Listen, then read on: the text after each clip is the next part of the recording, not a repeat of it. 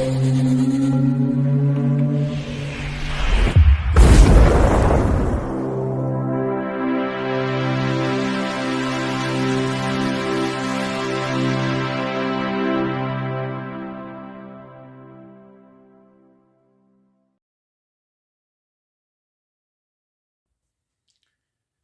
Bayek, it's me, and in today's video, we're going to look at this. This is Frankenstein Must Be Destroyed from 1969. Now, I thought I actually reviewed this, but I haven't. I checked through all my videos. So, I think I'm one of the last Frankenstein films. I said I only had one more left to do, but no. I've certainly got the very last one to do, and I've got this one I've found anyhow, and well, it's a very interesting film, this, and as usual, it's Hammer, and what can you say about that? Now, it's on Rotten Tomatoes, it's 70%, which I suppose isn't bad for them. Again, I think there are things the critics certainly didn't like about this film, and as usual, you know what they're like, don't you? Sometimes they're just really very always negative about that. But there we are. It's 98 minutes long, so it's just usual, really standard time. Never feels a very long film, as usual. It's just wonderful. And of course, who else would direct it but, well, Terence Fisher. Wow. This director is just... He just is Hammer, really. Fantastic director, as we know, all the great Hammer films. He's always involved in them. And he produces such great films to look at, and on this budget you always think, wow, how does he do it, but he does. He always delivers, and does it in a very clever and stylish way, and he's so well respected, and he should be. So there I'm going on about the director. I can't help it, but I really do think he's a great director. The screenplay is by Burt Batt, and I think it's a good, solid screenplay. Though there are a few things maybe that were problematic, certainly for the actor viewpoint, as we'll come to in a minute. Is an important thing about certain scene in the film. Anyhow, it's distributed by Warner Brothers this time, and I say it's 1969, so we get in near to the change in 1970s in Hammer direction, and maybe this is reflected in some parts of this. It is got quite sort of gruesome scenes, definitely in it, and it's so well designed as well, as usual. I love the way they're able to put together all these sets. Fantastic, it really is. As usual, of course. It's Hammer doing its gothic series of films brilliantly. I'll just go into the cast. Obviously, the Baron is played by Peter Cushing. Again. And then we've got Freddie Jones as Professor Richter. He also plays the creature, and what a great job he does as the creature. I think he adds quite a bit to actually the performance of the creature, because it's not the universal kind of creature that we've seen, the Boris Karloff look. No, this is really good. Some really good makeup effects on it, and his performance, I think, adds quite a lot, definitely. As Christopher Lee did, if you remember, in the very first Frankenstein, the Curse of Frankenstein. He adds something very much to this. There's Freddie Jones. I noticed actually he was in Satanic Rites of Dracula, 1973, and also a favourite film of mine. A bit later on, is he was in The Elephant Man. Yes, he was in The Elephant Man, which is such a great film, as we know. Now, the sort of dashing young actor lead this time is played by Simon Ward. He plays Carl Holst. I think Carl Holst is a rather sort of tragic figure in many ways in this, the way he gets drawn into it all. It's really sad in many ways, but he plays it beautifully, the part. He's famous, of course, really Young Winston, which is a great film, looking at Churchill's life, early life. Very good film. I remember watching that, loving it. The leading actress is played by Veronica Carlson. She's so good, always good. She plays Anna, in a way, part of the doomed kind of tragic relationship with Carl, and that is really, it's a great central part of the film. Actually, I think it adds a lot to the film, that relationship. She was in Dracula Has Risen from the Grave, 1968. And, of course, she's in the rather different The Horror of Frankenstein of 1970, which is one that I more recently reviewed, which doesn't have Peter Cushing in it. It has Ralph Bates, if you remember that. But, yeah, she's in that. Then we've got an important character, which is George Pravard, plays Dr. Brand. He's another important part of the film, and does a good job as well on that. He's been in a variety of things throughout his career. He had a good career. That's an important part. Then there's kind of another sort of regular of Hammer, who's got such a lot of massive filmography, is never always in a leading role, but as good supporting role actor. He's just a very good, solid actor, which is, of course, Thorley Walters. He plays the inspector, and he adds actually a slight sort of almost comic relief from the very sort of dark plot in many ways, and that's interesting to see, and because it is quite a dark film in many ways. There isn't much comedy element at all, so that's just an interesting point as the inspector.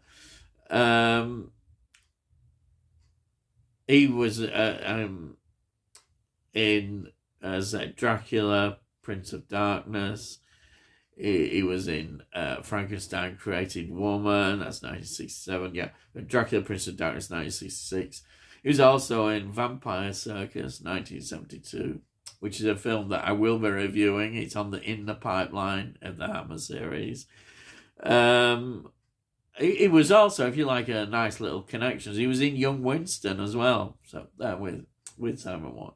So that's interesting.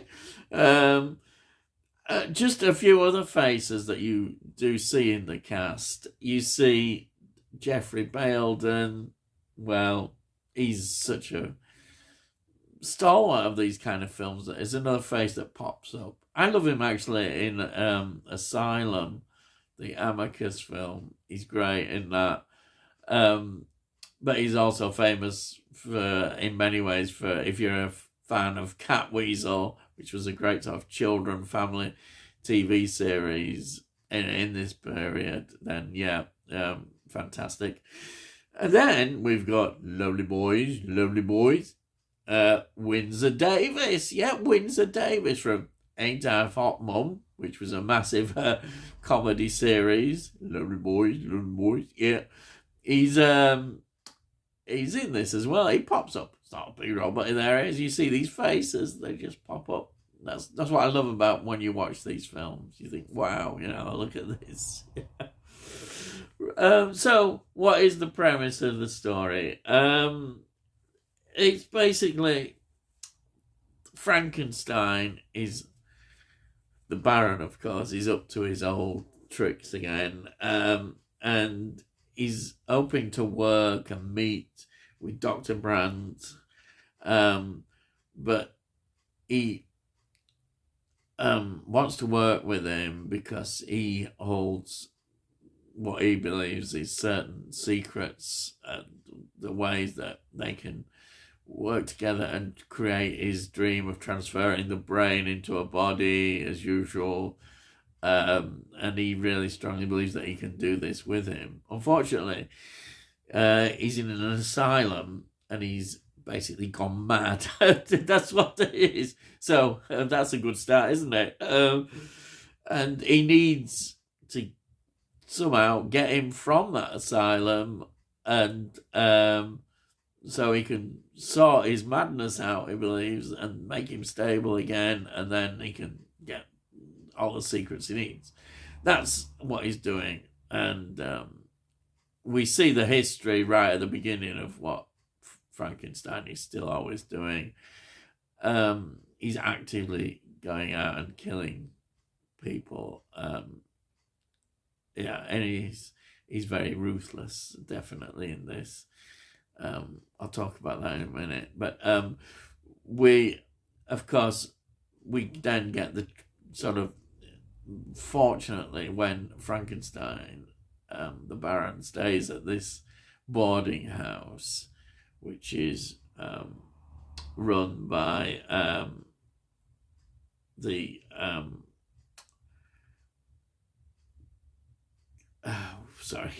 sorry about this. Yeah, Sam was Carl's character. Is the fiance of Veronica Carlson's character. She runs this, and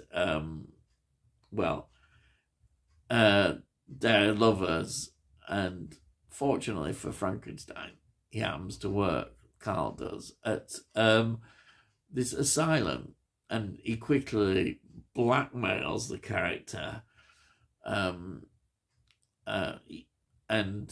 makes him do what he wants to do, which his plan is to escape. Sorry, it's Anna, Veronica Carlson's character, Anna, and she's great in this role as well.